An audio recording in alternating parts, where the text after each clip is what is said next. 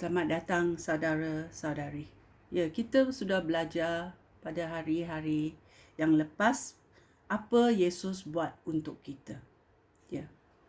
Yesus berbagikan penderitaannya untuk kita. Yesus mati di salib untuk dosa kita. Ya. Mari kita belajar hari ini. Yesus dibangkitkan dari kematian untuk kita. Ya. Selepas 3 hari dikubur, Tuhan membangkitkan anaknya, iaitu anak Allah daripada kematian. Mari kita membacanya dalam Matius babak 28. Cari Matius babak 28.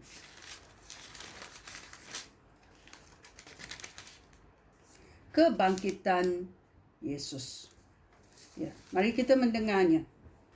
Setelah hari Sabat berlalu dan fajar mula menyingsing pada hari Ahad, Maria Magdalena dan Maria yang lain pergi melihat kubur Yesus. Tiba-tiba berlaku gempa bumi yang kuat. Malaikat Tuhan turun dari syurga, menggulingkan batu penutup kubur itu, lalu duduk di atasnya. Rupa malaikat itu terang seperti kilat, dan pakaiannya putih seperti salji. Askar-askar pengawal di situ begitu ketakutan, sehingga mereka gementar lalu rebah seperti orang mati.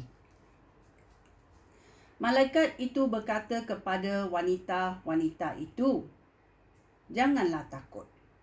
Aku tahu bahawa kamu mencari Yesus yang telah disalibkan itu. Dia tidak ada di sini. Dia sudah bangkit, seperti yang dikatakannya dahulu. Marilah lihat tempat jenazah Yesus diletakkan. Sekarang, cepatlah pergi dan beritahu pengikut Yesus. Dia sudah dibangkitkan daripada kematian. Dan sekarang, dia pergi ke Galilea terlebih dahulu daripada kamu. Di sana, kamu akan melihat dia. Ingatlah akan apa yang aku katakan kepada kamu." Dengan cepat mereka meninggalkan kubur itu. Mereka takut tetapi juga bersukacita. Lalu mereka lari memberitahu pengikut Yesus.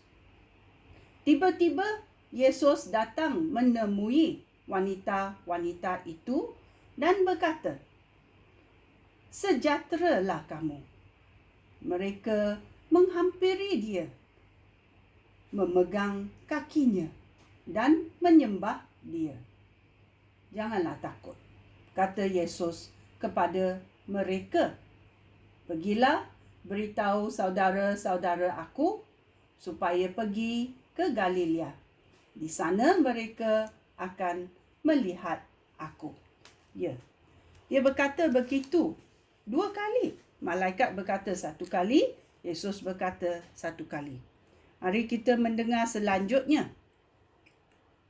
Laporan askar pengawal, ayat 11. Sementara wanita-wanita itu meneruskan perjalanan, beberapa orang askar yang mengawal kubur itu kembali ke kota dan memberitahu ketua-ketua imam segala yang sudah berlaku. Ketua-ketua imam berunding dengan para pemimpin masyarakat Yahudi dan mengambil keputusan untuk memberikan wang yang banyak kepada askar-askar pengawal itu. Untuk apa mereka berbuat begitu? Ayat 13. Mereka berkata kepada askar-askar itu, "Kamu harus mengatakan bahawa pengikut-pengikut Yesus datang pada malam hari dan mencuri jenazah Yesus ketika kami tidur. Ya, ini adalah tipu hela. Ayat 14. Jika governor mendengar hal ini, kami akan meyakinkan dia bahawa kamu tidak bersalah. Kamu tidak usah khawatir. Ayat 15. Askar-askar mengawal mengambil wang rasuah itu dan berbuat seperti yang disuruh mereka.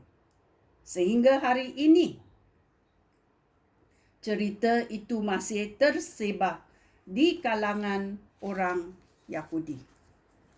Ya. Yesus menampakkan diri kepada pengikut-pengikutnya. Ayat 16. 11 orang pengikut Yesus pergi ke bukit di Galilea seperti yang diperintah oleh Yesus kepada mereka. Apabila mereka melihat Yesus, mereka menyembahnya. Meskipun ada di kalangan mereka yang ragu-ragu. Yesus menghampiri mereka lalu berkata, "Aku telah diberikan segala kuasa di syurga dan di bumi." Ayat 19. Pergilah kepada semua bangsa di seluruh dunia dan jadikanlah mereka pengikut aku. Baptislah mereka dengan menyebut nama Bapa, nama Anak dan Roh Allah. Ajarlah mereka mentaati segala yang sudah aku perintahkan. Ingatlah, aku akan sentiasa menyertai kamu sehingga akhir zaman. Ini adalah janji Yesus. Dia akan menyertai kita sehingga akhir zaman. Ya, sungguh baiknya ayat Tuhan. Ya, ada juga kita mahu mendengar Efesius babak 2 ayat 4 sampai 6. Efesius babak 2 ayat 4. Okey, mari kita bermula. Tetapi Allah sangat berbelas kasihan dan dia sangat mengasihi kita, iaitu manusia. Sehingga sementara kita mati secara rohani kerana pelanggaran kita. Pelanggaran kita adalah dosa kita. Dia menghidupkan kita semula bersama-sama Kristus. Kamu sudah diselamatkan oleh rahmat Allah. Kerana kita hidup bersatu dengan Kristus Yesus. Allah menghidupkan kita semula bersama-sama Dia supaya kita memerintah dengan Kristus di syurga. Ya, ini adalah ayat Tuhan supaya kita boleh memerintah dengan Kristus di syurga. Ya, kita juga mau melihat Roma babak 6.